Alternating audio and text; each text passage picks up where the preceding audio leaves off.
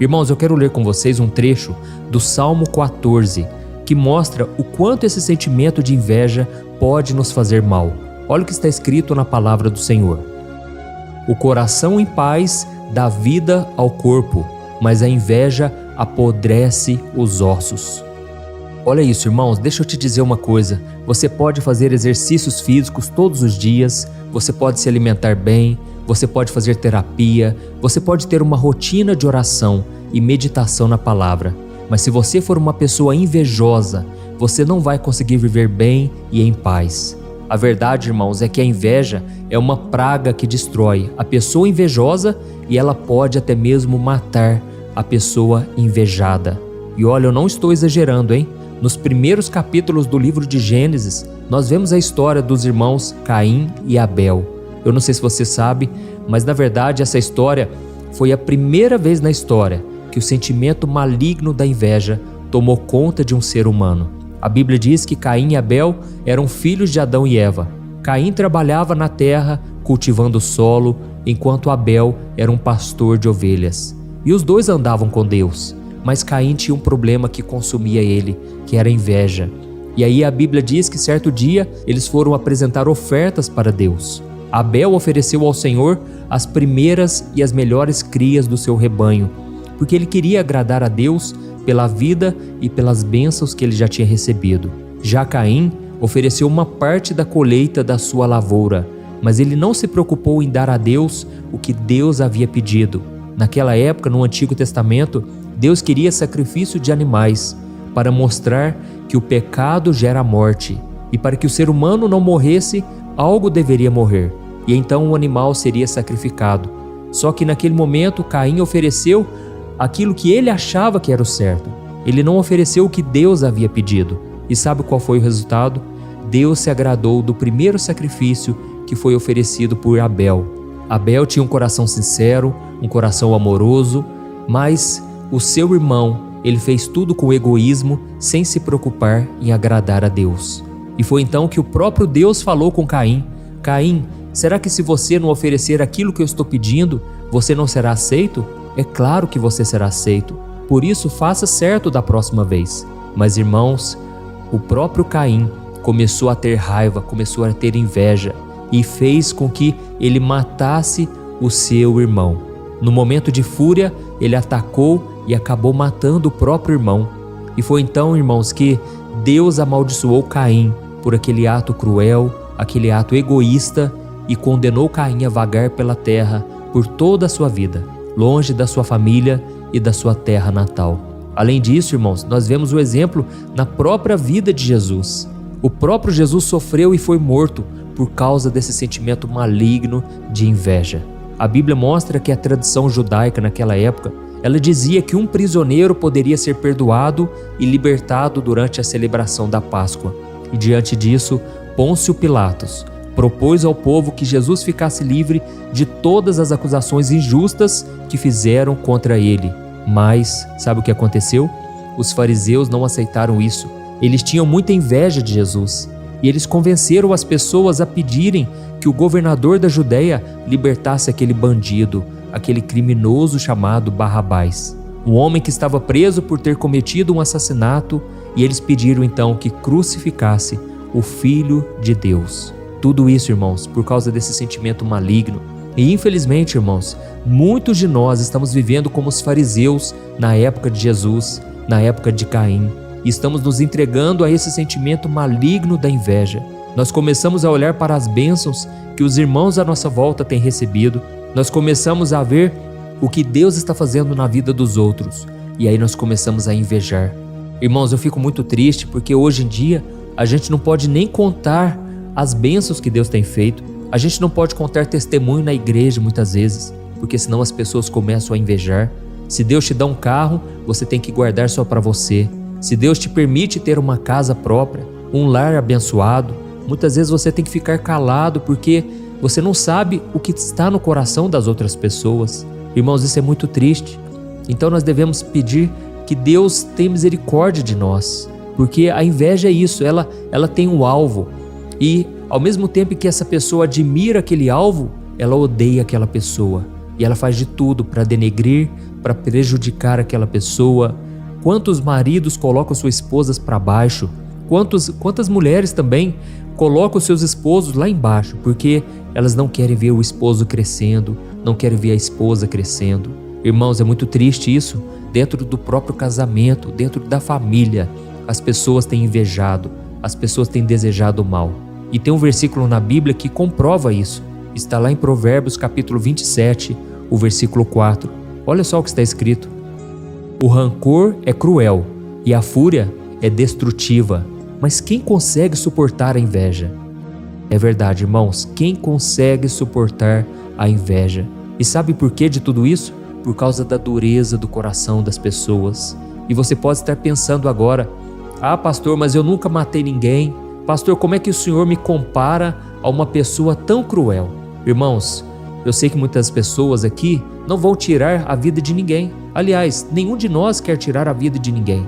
Mas o mal que está no nosso coração é tão grave quanto matar uma pessoa.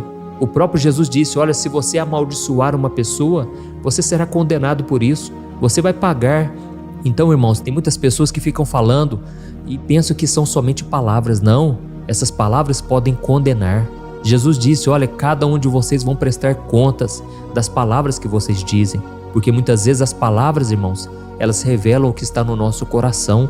Foi o próprio Jesus quem disse que do nosso coração é que saem as coisas ruins, é que a partir do nosso coração vem o adultério, vem a morte, vem o assassinato, vem a inveja. Todo tipo de coisa ruim sai do nosso coração.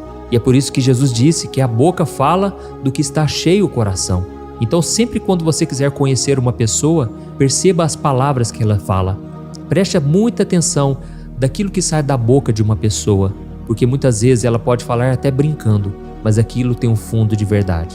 Então, irmãos, nós devemos entender que a inveja tem que ser combatida. Eu não estou aqui dizendo, irmãos, que nós estamos livres disso não, viu? Todo ser humano, depois de Adão e Eva, já está contaminado com o pecado. E isso a gente tem que ter consciência, porque o diabo, ele quer usar pessoas para nos desanimar e ele quer também nos usar para que a gente destrua a vida dos outros. Por isso eu quero te dar algumas dicas aqui, você que tem passado por isso, você que não consegue se alegrar quando alguém conta uma bênção para você, fique muito atento. Quando alguém chega para você e diz: olha, Deus me deu um casamento abençoado, Deus me deu um namoro, uma pessoa tão querida, Deus tem me dado condições financeiras. Como você se sente? Eu sei que a Bíblia diz aquele versículo muito abençoado, né? Que diz assim: alegrem-se com os que se alegram e chorem com os que choram. Eu já percebi uma coisa, irmãos, é muito mais fácil a gente chorar com os que choram do que se alegrar com aqueles que se alegram. Quando uma pessoa chega perto de você chorando, uma pessoa está triste, é muito fácil você aconselhar essa pessoa, você encorajar essa pessoa. Agora, o desafio é quando alguém que está feliz chega todo radiante diante de você e diz: olha, Deus tem me abençoado muito. E aí você que muitas vezes está esperando por uma bênção, você que muitas vezes não tem recebido aquilo que você tanto deseja, você pode muitas vezes não se alegrar com a vitória dos outros. Então preste muita atenção, sempre quando alguém contar uma bênção perto de você, você se alegra com os que se alegram ou você fica mal por ver a bênção, por ver a pessoa sendo abençoada? Preste muita atenção, tá bom? Então deixa eu te dizer uma coisa, não despreze aquilo que você tem só porque o outro parece ter mais que você. Tem pessoas que demonstram estar muito acima de você, mas você não sabe o interior daquela pessoa, você não sabe como é a família dela. Tem muitas pessoas que transmitem uma imagem em que está tudo bem. E talvez você olhe para sua família e você pensa: nossa, minha família tem tantos problemas e parece que a família do fulano, ela é perfeita. Mas irmãos, só Deus sabe a intimidade. Só Deus sabe o que passa dentro da casa de cada um, não é verdade? Então, não fique invejando as pessoas. Não queira ter o que o outro tem. Se contente com aquilo que Deus já te deu. Eu sei que é mais fácil falar do que praticar, porque nós somos seres humanos falhos, cheios de falhas. Mas irmãos, todos nós podemos vencer a inveja. Todos nós podemos nos alegrar com as bênçãos dos outros. Amém? E o outro passo que você tem que dar é você ir até a raiz do problema E aí você vai identificar que realmente você tem sido invejoso. Sabe o que você deve fazer? Você deve entregar a Deus todo esse sentimento. Você tem que pedir perdão a Deus e você tem que pedir: Senhor, me ajude a alegrar com a vitória dos outros. E aí depois que você orar, você tem que parar de ficar olhando o que os outros estão fazendo. Pare de ficar vendo a vida dos outros na internet, nas redes sociais. Irmãos, vamos nos contentar com aquilo que Deus nos deu. Vamos ser felizes com as bênçãos que nós já temos. E vamos parar de ficar olhando para a vida dos outros, tá bom? E sempre quando você perceber que você não se alegrou tanto com a vitória de alguém, ore por essa pessoa. Comece a abençoar a vida dela. Comece a crer que Deus pode fazer na sua vida também. Mas você não precisa cobiçar a bênção de ninguém. Você pode se alegrar com aquilo que Deus está fazendo com você. E eu fico tão triste, irmãos, quando eu vejo competição dentro da igreja, sabe? Quando eu vejo concorrência. Irmãos, nós somos da mesma família na fé. Não precisamos ficar cobiçando dos outros. O mesmo Deus que abençoa a outra pessoa pode te abençoar também. Esses dias uma mulher comentou aqui nos comentários, das orações. Ela disse: pastor, a sua família é perfeita, tudo que você faz dá certo. E pastor, eu gostaria de saber o que você tem que eu não tenho. Irmãos, eu sei que uma das decisões que eu tomei é não guardar inveja, não ficar comparando a minha vida com a de ninguém. Eu estou apenas fazendo o que Deus me chamou. Mas eu também tenho falhas, eu também passo por problemas. Não pense que a minha vida é perfeita assim. Eu também choro, muitas vezes eu estou desanimado. Muitas vezes, irmãos, o inimigo se levanta com tanta força que eu tenho dificuldade de gravar oração aqui para vocês. Pense comigo, gravar oração todo dia, de manhã e à noite. Mas então, eu busco me fortalecer no Senhor. Eu busco me lembrar daquilo que me dá esperança. Eu começo a me lembrar que esta obra não é minha, essa obra é de Deus. E é por isso que eu estou aqui. E o meu único desejo é te ajudar. É por isso que eu peço para você ficar até o final. Por quê? Porque eu quero orar por você. Eu quero gerar fé no seu coração e depois orar pela sua vida. E eu sei que a oração é poderosa, porque é uma oração baseada na Bíblia. É uma oração que não vem de mim. Eu peço a Deus que sempre me revista com força, com graça.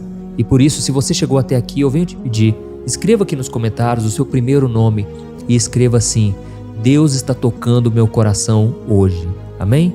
Glória a Deus. Você está preparado para mudar de vida, para não ficar mais se comparando com a vida de ninguém? Irmãos, nós devemos entender que todo mundo paga um preço.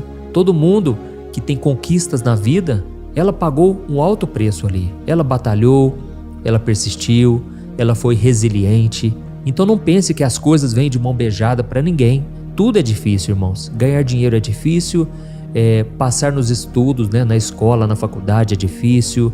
Ter um bom relacionamento com a família é difícil, porque você tem que perdoar, você tem que plantar, você tem que acreditar nas pessoas. Então, a vida de ninguém é fácil. E o próprio Jesus disse: olha, vocês estão no mundo e nesse mundo vocês terão aflições, mas tenham bom ânimo, porque eu já venci tudo por vocês. Então se agarre nessa promessa. E agora eu quero orar por você. Eu quero pedir que Deus abençoe o seu coração, a sua vida, e que te traga contentamento, que você esteja feliz e contente em toda e qualquer situação. Amém? Então feche os seus olhos se você puder, e eu quero orar pela sua vida agora. Aleluia. Senhor, meu Deus e meu Pai, nós nos colocamos na tua presença para engrandecer e glorificar o teu santo nome. Oh, meu Deus, muito obrigado, Senhor, por mais uma oportunidade de estarmos aqui orando, recebendo da tua paz, da tua bênção. Pai, eu sei que muitas pessoas aqui entraram atribuladas, estavam assim totalmente desoladas, porque as lutas têm sido muito grandes. Mas, Senhor, eu te peço, entra na vida dessa pessoa, derrama da tua unção, do teu poder. Senhor, quebra toda maldição, toda obra contrária que foi levantado contra essa família. Senhor, eu sei que muitas pessoas não desejam o bem dessa pessoa. Muitas pessoas ficam falando mal, criticando, colocando para baixo. Eu sei que muitas mulheres aqui têm um esposo que critica, que joga lá embaixo. Mas, Senhor, eu te peço, fortaleça o coração desta mulher.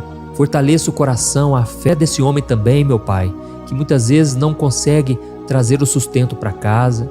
Muitas vezes sofre humilhação da mulher. Oh, meu Deus, são tantos problemas, Pai, tantos conflitos de relacionamento, e essa pessoa se sente desanimada, essa pessoa acha que não vai dar conta. Mas, Senhor, nós estamos aqui clamando, Pai, perdoa os nossos pecados, Derrama da tua graça e misericórdia, Senhor. Muitas vezes cobiçamos aquilo que não é nosso. Muitas vezes nós não nos alegramos com a alegria do próximo. Mas, Senhor, nós viemos aqui, Pai, para te pedir, trata do nosso coração, tira de nós toda inveja, toda raiz de amargura, todo pensamento que não vem do Senhor. Ó Deus, nós te pedimos, Senhor, tira de nós todo o mal, tudo aquilo que nos prejudica na caminhada, Senhor. Nós sabemos que o nosso valor não está nos bens materiais, não está na posição familiar, não está em mais nada, a não ser na tua graça. É somente a tua graça, Senhor, que nos perdoa, que muda o nosso coração. E nós queremos ser parecidos com Jesus, Senhor. Nos ajude a praticar o Evangelho. Nos ajude, Senhor, a vencer o mal que muitas vezes vem tentando contra o nosso coração. Nos livra também, Senhor, do pecado, de qualquer forma de pecado, o pecado sexual, o pecado moral, o pecado nos pensamentos. Ó Senhor, o próprio Senhor Jesus disse que se cobiçarmos uma mulher, no coração já adulteramos com ela. Tem misericórdia, Senhor, porque é muito difícil praticar a tua palavra, mas nós sabemos que não é impossível, porque é o teu Espírito Santo que nos capacita. À medida em que nós oramos e te buscamos, o Senhor muda o nosso coração. Por isso, ó Deus, eu como ministro do Evangelho, eu abençoo este homem e esta mulher. Em nome do Senhor Jesus, eu oro e já te agradeço por tudo que o Senhor fez aqui hoje e por tudo aquilo que o Senhor vai fazer. Eu te louvo, Senhor, porque muitos agora estão sentindo a tua paz, a tua alegria. E eu tenho certeza, Pai, que a mudança de caráter começou agora. E desde já eu te louvo e te glorifico, porque essa corrente de oração tem aumentado a cada dia. E para a honra e glória do Senhor, nós estamos aqui, porque o Senhor tem nos sustentado de pé. Em nome de Jesus que eu oro e já te agradeço. Amém. Glória a Deus.